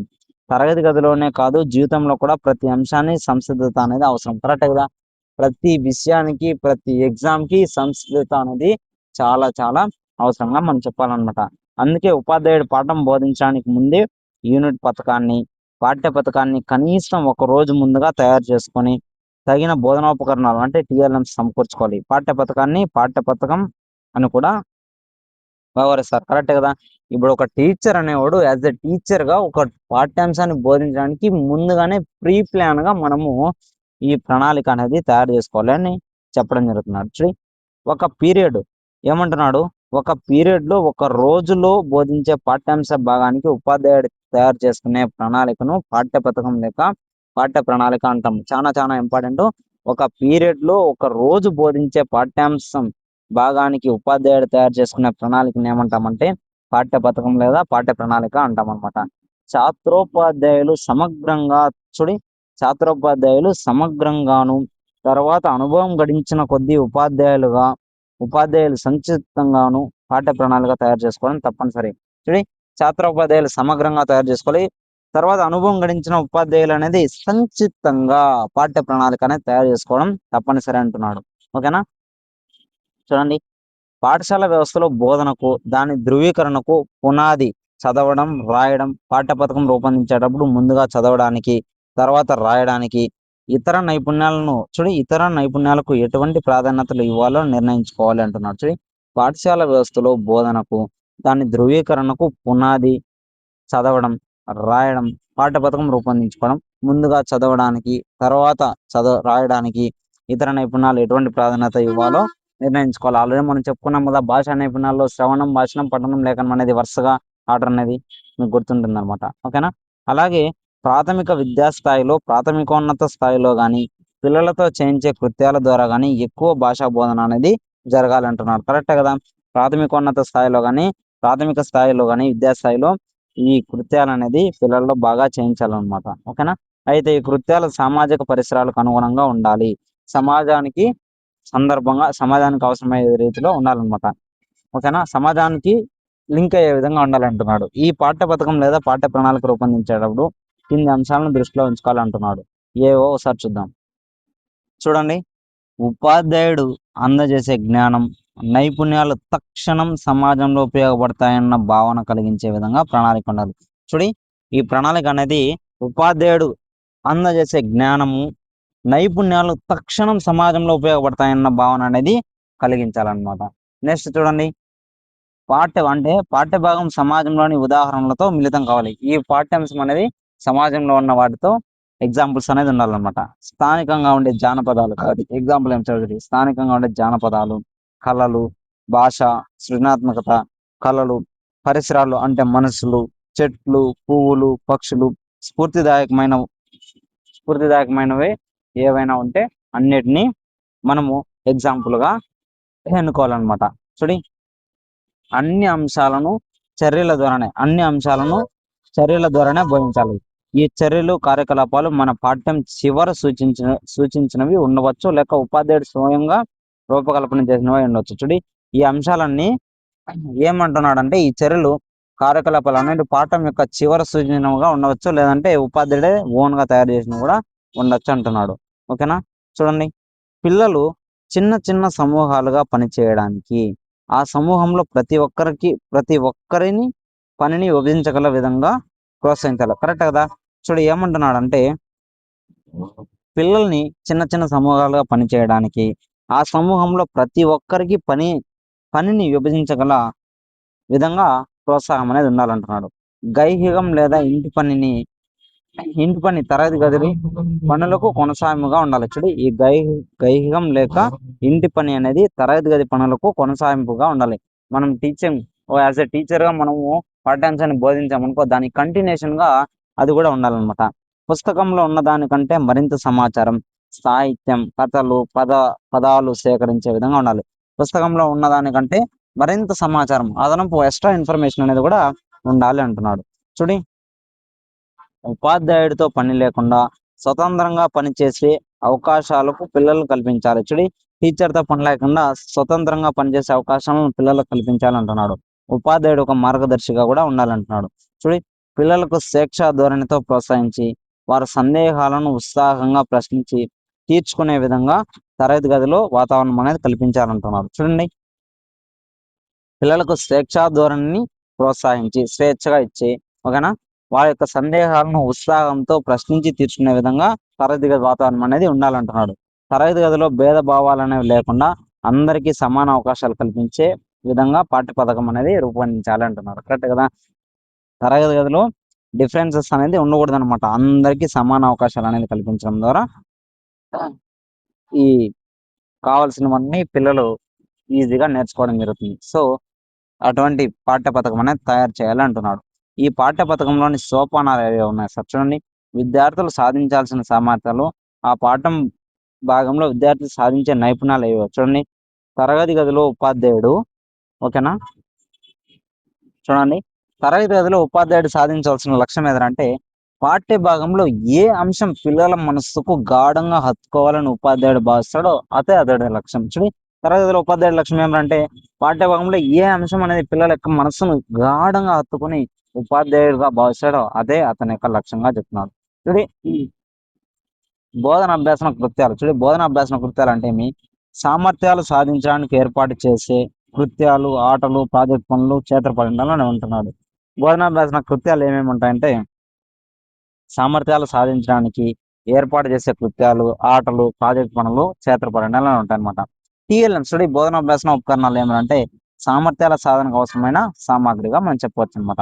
అభ్యసన మూల్యాంకనం. చూడండి, అభ్యసన మూల్యాంకనం అంటే ఏ మేరకు విద్యార్థి సాధన జరిగిందో తెలుసుకునే ప్రయత్నం అంటున్నాడు. చూడండి, అభ్యసన మూల్యాంకనం అంటే ఏమి? ఏ మేరకు విద్యార్థి సామర్థ్య సాధన జరిగిందో తెలుసుకునే ప్రయత్నంగా చెప్పవచ్చు అనమాట. నెక్స్ట్ చూడండి, ఉపాధ్యాయుడి స్వీయ విమర్శ లేదా అభిప్రాయాలు ఏమన్నా. చూడండి, ఉపాధ్యాయుడి యొక్క స్వీయ విమర్శ, అభిప్రాయాలు. చూడండి, ఉపాధ్యాయుడు పాఠ్య బోధనాంతరం స్వీయ మూల్యాంకనం చేసుకోవడం ద్వారా తరగతి గదిలో గమనించిన మంచి విషయాలను గుర్తుంచుకుంటాడు. కరెక్ట్ కదా. ఉపాధ్యాయుడు పాఠ్య బోధనాంతరం ఒక పాఠ్యాంశాన్ని బోధించిన తర్వాత ఆటోమేటిక్గా సెల్ఫ్ చెక్ అనేది చెక్ చేసుకుంటాడు అనమాట. ఓకేనా. లోపాలను గమనించి నివారణ ఉపయోగాలను రాసుకుంటాడు. కరెక్ట్ కదా. ఏదైనా మిస్టేక్స్ అనేవి ఉంటే వాటిని రెక్టిఫై చేసుకోవడం జరుగుతుంది. అందువల్ల మళ్ళీ ఈ లోపాలు దొరకకుండా ఉంటాయి. కరెక్ట్ కదా. మళ్ళీ మిస్టేక్స్ అనేవి జరగకుండా ఉంటాయి. తద్వారా పాఠ్య పథకాన్ని మరింతగా పటిష్టంగా దోషరహితంగా ఏర్పాటు చేసుకోవడం అనేది చేస్తారనమాట. నెక్స్ట్ చూడండి, ఒకసారి ఎగ్జాంపుల్ ఇచ్చాడు. మాదిరి పాఠ్య పథకం అనేది ఏ విధంగా ఉండాలనేసి. ఓకేనా, ఇది మనకేమి ఇంపార్టెంట్ కాదు. ఆల్రెడీ మనకి పైన సింపుల్ గానే ఉంటాయి. ఇవన్నీ మనకి ఎగ్జామ్ పాయింట్ ఆఫ్ లో అడగరు. జస్ట్ వాట్ ఈజ్ వాట్ అని మనం తెలుసుకుంటే సరిపోతుంది ఫ్రెండ్స్. ఓకేనా. నెక్స్ట్ ఏముందో చూద్దాం ఒకసారి. ప్రణాళిక ప్రయోజనాలు చూద్దాం ఒకసారి. ప్రణాళిక ప్రయోజనాలు. ఓకేనా, ప్రణాళిక ప్రయోజనాలు. ఈ విధమైన ప్రణాళికలు తరగతి గది బోధనకు క్రమబద్ధం చేస్తాయి. కరెక్ట్ కదా. ఈ ప్రణాళికల పైన మనం చెప్పుకున్నవన్నీ ఓకేనా. వార్షిక ప్రణాళిక కానీ, విషయ ప్రణాళిక కానీ, అదేవిధంగా పాఠ్య ప్రణాళిక, విద్యా ప్రణాళిక, ఈ ప్రణాళికలన్నీ ఏం చెప్తున్నాడు? బోధనను క్రమబద్ధం చేయడానికి ఉపయోగిస్తాయి. కరెక్ట్ కదా. భాష అనేది మానవుడి వినిమయ సాధనమే కాకుండా మానవ వికాసానికి, ఆలోచనలకు ఆకృతినిస్తుంది. కరెక్ట్ కదా. భాష మానవుడి వినిమయ సాధనమే కాకుండా మానవ వికాసానికి, ఆలోచనకు ఒక ఆకృతినిస్తుంది. కాబట్టి ఉపాధ్యాయుడు విద్యార్థులకు భాష నేర్పించడానికి పగడ్బందీగా సిద్ధం చేసుకున్న ప్రణాళికలను అమలు చేసుకోవాలంటున్నారు. కరెక్ట్ కదా. ఉపాధ్యాయుడు చెప్పండి ఫ్రెండ్స్ మీరు కూడా. ఉపాధ్యాయుడు విద్యార్థులకు భాష నేర్పించడానికి పగడ్బందీగా ఓకేనా పక్కాగా సిద్ధం చేసుకుని ప్రణాళిక అనేది అమలు చేయాలంటున్నాడు. ఈ ప్రణాళిక చూడండి, ప్రణాళిక ద్వారానే విద్యార్థి తనను తాను తెలుసుకుని తనలోని లోటుపాట్లను సరిచేసుకునే అవకాశం అనేది ఉపాధ్యాయుడు ఇస్తాడు. కరెక్ట్ కదా. మన యొక్క ప్లాన్ ప్రకారమే ఇప్పుడు కూడా మనం చదివే డిఎస్సిలో ఒక ప్లాన్ అనేది ఉంటుంది. దాన్ని మనం ఎట్లా ఎగ్జిక్యూట్ చేస్తాము, దాంతో మనం ఏమైనా మిస్టేక్ చేస్తామా, చేసిన ఒకసారి మనం ఆ ప్రణాళిక అమల్లో ఉన్న దాన్ని మళ్ళీ రెక్టిఫై చేసుకోవడం అనేది చేస్తాం అనమాట. ఓకేనా. ఈనాడు ఇళ్లలోనూ బయట వాతావరణంలోనూ విద్యార్థి టెలివిజన్ ముందు, సినిమా లోకంలోనూ, ఇతరాతర వ్యాపకాల్లోనూ నిమగ్నమయ్యే అవకాశాలు మెండుగా ఉన్నాయి. ఇది మాత్రం చెప్పాల్సిన పనే లేదు. పిల్లలు ఇప్పుడు ఎక్కువ దాని మీదే ఉన్నారు. ఈ ఆకర్షణ నుంచి బయటపడడానికి విద్యార్థి తగిన విధానమైన విద్యాభిషేక కార్యక్రమాలు, క్రీడా కార్యక్రమాలు రూపొందించడానికి ఉపాధ్యాయుడు తగిన ప్రణాళిక వేసుకోవడం ఎంతో ఆవశ్యకం. వాటికన్నా బెస్ట్గా మనము ఇలాంటివి రెడీ చేసుకోవాలంటున్నాడు. ఇక్కడ ఒకటి మనకి ఇది ఇచ్చాడు. ఇక్కడ ఒక పద్యం ఇచ్చారు. ఎవరిదంటే వేమన పద్యము. ఓకేనా, ఇది మీరు ఒకసారి చదువుకోండి. ఇది మనకేమైతే ఇంపార్టెంట్ ఏం కాదు. ఓకేనా, ఈ వేమన రాసిన అరుదైన పద్యంలో కొంత తాత్వికత భావన ఉన్నప్పటికీ విద్యార్థులు విద్యా గాంధలాన్ని కోరవేళ ఇతర ఆకర్షణలకు లోబడకుండా చూడడం ప్రణాళిక రూపొందించే ఉపాధ్యాయుడి యొక్క కర్తవ్యం. కరెక్ట్ కదా. మనం ప్రణాళిక రూపొందిస్తామంటే విద్యార్థి పోకూడదు అనమాట, పర్ఫెక్ట్ గా ఉండాలి. తనకు తాను తెలుసుకోవడంనే విద్య అంటున్నాడు. సర్వశాస్త్ర ప్రయోజనం ఆత్మదర్శనం అంటారు. ఎవరు? సర్వేపల్లి రాధాకృష్ణన్. ఇంపార్టెంట్ చూడండి. సర్వశాస్త్ర ప్రయోజనం ఆత్మదర్శనం అంటారు. ఎవరనింది? సర్వేపల్లి రాధాకృష్ణన్. పటిష్టమైన ప్రణాళికతో అటువంటి విద్యా బోధనకు పూనుకుంటే కొంతమంది టీచర్లు అన్నట్లుగా అంటున్నాడు. చూడి, టీచర్ సమస్య, టీచరే సమస్య, టీచరే పరిష్కారం, టీచరే కార్యకర్తగా మారాలి, గ్రామస్తుడుగా మారాలి. ఓకేనా, పేదవాళ్ళకి మిత్రుడు అవ్వాలి, సమాజానికి మార్చే ఉత్ప్రేరకుడు అవ్వాలి. దీన్ని మనం అంతర్గతంగా చేసుకుంటే విజయవంతం అవుతాం. కరెక్ట్ కదా. ఒక టీచరే సమస్య, ఒక టీచరే పరిష్కారం, ఒక టీచరే కార్యకర్తగా ఉండాలి, ఒక గ్రామస్తుడుగా మారాలి, పేదవాళ్ళకి మిత్రుడుగా మారాలి, సమాజానికి మార్చే ఉత్ప్రేరకుడుగా మారాలి, ఒక హాస్య నటుడుగా, అన్ని, ఒక డాన్సు, ఒక నాట్యం, అన్ని ఒక ఉపాధ్యాయుల్లో, ఒక పాట పాడే ఒక సంగీతకుడు కూడా అందరూ మన ఒక టీచర్లో రావడం జరుగుతుంది అనమాట. ఓకేనా, ఈ సంస్థాగత ప్రణాళిక ద్వారా గ్రామస్తుడుగా, కార్యకర్తగా, వార్షిక ప్రణాళిక, విషయ ప్రణాళిక ద్వారా సమాజాన్ని మార్చే ఉత్ప్రేరకుడుగా, పాఠ్య ప్రణాళిక ద్వారా విద్యార్థిగా కాకుండా అందరికీ మిత్రుడుగా, సలహాదారుడుగా, ఉపాధ్యాయుడిగా కూడా ఒక టీచర్ మారడం జరుగుతుంది. ఈ దిశలో మన ప్రణాళికలు ముందుకు నడవాలి అంటున్నాడు. సమాజ స్థాపనకు లౌకిక భావనలకు దారులు తెరవాలి, అందరికీ సమాన అవకాశాలు లభించే విధంగా ప్రణాళిక రూపొందించాలంటున్నాడు. ఇది చాలా ఇంపార్టెంట్. ఓకేనా ఫ్రెండ్స్, దీంతో మన విద్య గురించి సర్వేపల్లి రాధాకృష్ణన్ చెప్పిన సూక్తి ఏమిటి? ఓకేనా, నెక్స్ట్ పాఠ్య ప్రణాళిక అంటే మీ పాఠ్య పథకం, అదేవిధంగా పాఠ్య పథక సోపనాలు మనం ఏమేం చెప్పుకున్నాం ఒకసారి రివిజన్ చేద్దాం. మనము ఈ యూనిట్ లో ఓకేనా సంస్థాగత ప్రణాళిక గురించి చెప్పుకున్నాం. విద్యా ప్రణాళిక, విషయ ప్రణాళిక, వార్షిక ప్రణాళిక, యూనిట్ ప్రణాళిక, పాఠ్య పథకం అంటే ఏమో నీట్ గా ఎక్స్ప్లెనేషన్ అనేది చేసుకోవడం జరిగింది ఫ్రెండ్స్. ఈ యూనిట్ తర్వాత మనకి యూనిట్ 8 ఉంటుంది. దీంతో బోధనా పద్ధతులు చాలా ఇంపార్టెంట్ మన ఎగ్జామ్ కి. ఓకేనా, దీంతో ఏమేమి ఉన్నాయి, ఈ బోధనా పద్ధతిలో ఏమేమి ఉన్నాయి ఒకసారి మనము దీంతోనే వస్తుంది. కిండర్ గార్డెన్ పద్ధతి అంటే ఏమి, మాంటిసోర్ పద్ధతి, కృత్యాధార పద్ధతి, ఈ పద్ధతులన్నీ, చర్చా పద్ధతి, ఈ పద్ధతులన్నీ మనము ఉపాధ్యాయ పద్ధతులు ఏవి, విద్యార్థి కేంద్రీకృత పద్ధతులు ఏవి, నీట్ గా ఎక్స్ప్లెనేషన్ అనేది ఇంకో వీడియోలో చేసుకున్నాం. ఓకేనా, అందరికి నచ్చితే లైక్ చేయండి, సబ్స్క్రైబ్ చేయండి, షేర్ కూడా చేయండి ఫ్రెండ్స్. నెక్స్ట్ వీడియోలో మనము నీట్ గా యూనిట్ 8ని ఎక్స్ప్లెనేషన్ అనేది చేసుకున్నాం ఫ్రెండ్స్. ఓకేనా, బోధనా పద్ధతుల గురించి. Thank you so much.